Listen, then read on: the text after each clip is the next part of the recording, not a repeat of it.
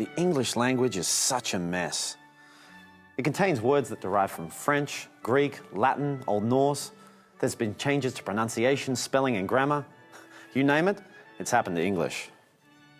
So what's the story? Was it ransacked by a bunch of warmongering tribes? Let's take a look at the history of the English language.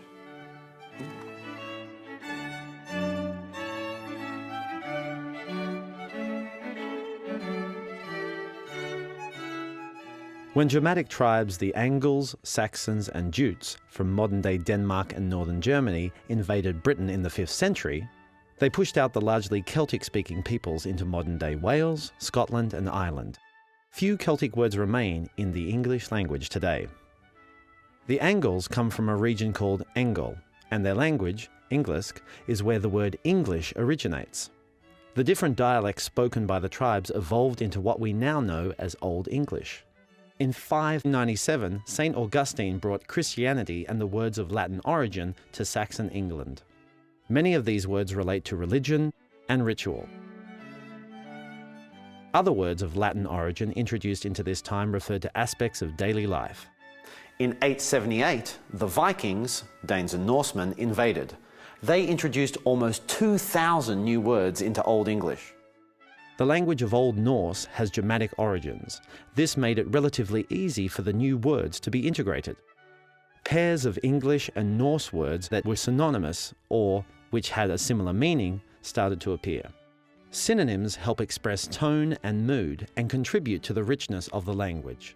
While it would be difficult to understand Old English, approximately half of the English words commonly used today have Old English roots. Artistic culture thrived under the Anglo-Saxons. Epic poems telling of heroic journeys and bloody battles were penned. The oldest known English poem, written over 1,000 years ago, is Beowulf, author unknown. It was like the misery felt by an old man who had lived to see his son's body swing on the gallows. He begins to keen and weep for his boy, watching the raven gloat where he hangs. He can be no help. The wisdom of age is worthless to him. Morning after morning, he wakes to remember that his child is gone. He has no interest in living on until another heir is born in the hall, now that his firstborn has entered death's dominion forever. Beowulf was written in Old English, using a version of the runic alphabet.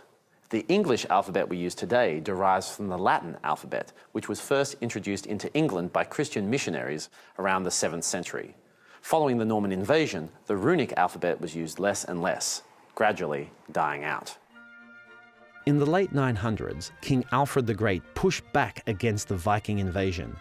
He used the English language to try and build a unified national identity amongst Britons. Any successes he had were short-lived.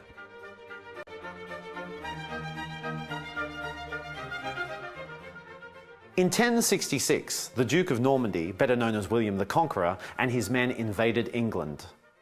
The Normans, who spoke an early version of French known as Old French, had a significant cultural and linguistic influence on the British Isles. William became the King of England, bringing nobles across the Channel to establish the new government of the royal court. As he spoke only Old French, this became the language of the court, as well as the business and ruling classes.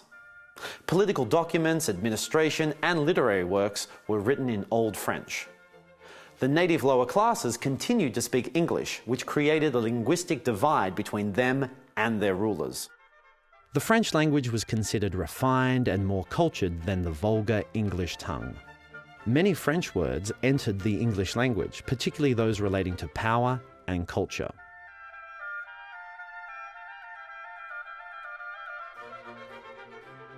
The division between the ruling French and the English peasantry is illustrated by words associated with food and food production. Words for farm animals, for example, are mainly English, because the English worked in the fields. But words for the various meats derived from these animals are of French origin, as the rulers were the ones enjoying the fine dining. For 300 years, English was spoken but rarely written, as it went through a period of great change. The established and standardized Old English writing started to fragment. Germanic plurals like Haus and Hausen shoe and shoein, were replaced by the French plural method of adding an S to the end of the word. Some words we use today, such as children and men, kept the dramatic form of the plural. The French influence also altered the spelling of words containing the qu sound. Increasingly, it was being written as QU for words like quick, queen, and qualm. More synonyms, this time of French origin, were introduced into English.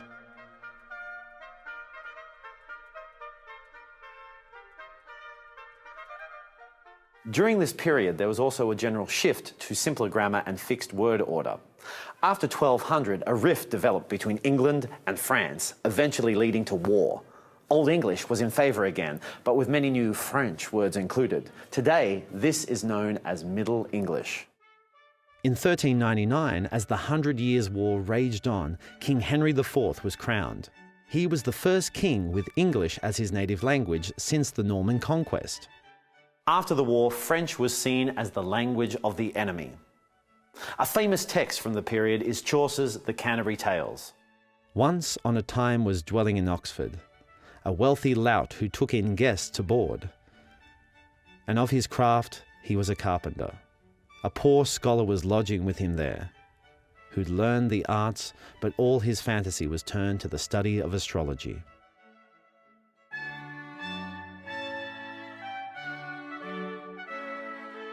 Now this was the period of the English Renaissance, Shakespeare and the invention of the printing press. The English language continued to evolve.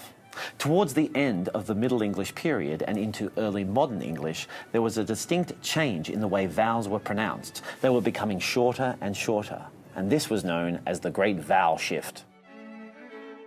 The th of some verb forms changed to s. Hath became has, and loveth, loves. Written English was also becoming more familiar to what we know today, but words such as thou, thee, and thine were still in use. Innovation and advances in sciences and arts saw a renewed interest in classical languages by scholars. Words and phrases of Greek and Latin origin entered English. The invention of the printing press had a profound impact on the English language. It was invented by Johannes Gutenberg in Germany in 1450. William Caxton set the first one up in England in 1476. There was a greater need for standardization as the press operator had to decide which words, spelling and grammar to use in the press. The most common form used in printing was the London-centred dialect of English. It was the choice of those with a status in business and society. Some were concerned that English was too chaotic and in need of rules, so they published books detailing correct spelling, grammar and pronunciation. They proved to be very popular. The first English dictionary was published in 1604, containing about 2,500 words. Now, while the language was becoming more standardized, it continued to undergo change through the interactions of people with different regional dialects and accents. Now, Shakespeare, a master of the English language, also invented more than 1,600 words by changing nouns into verbs, joining words together, adding prefixes or suffixes, or simply inventing new words. Here is a passage from his sonnet. Shall I compare thee to a summer's day? Thou art more lovely and more temperate. Rough winds do shake the darling buds of May, and summer's lease hath all too short a date. Some time too hot the eye of heaven shines, and often is his gold complexion dimmed, and every fair from fair sometimes declines, by chance or nature's changing course untrimmed. But thy eternal summer shall not fade.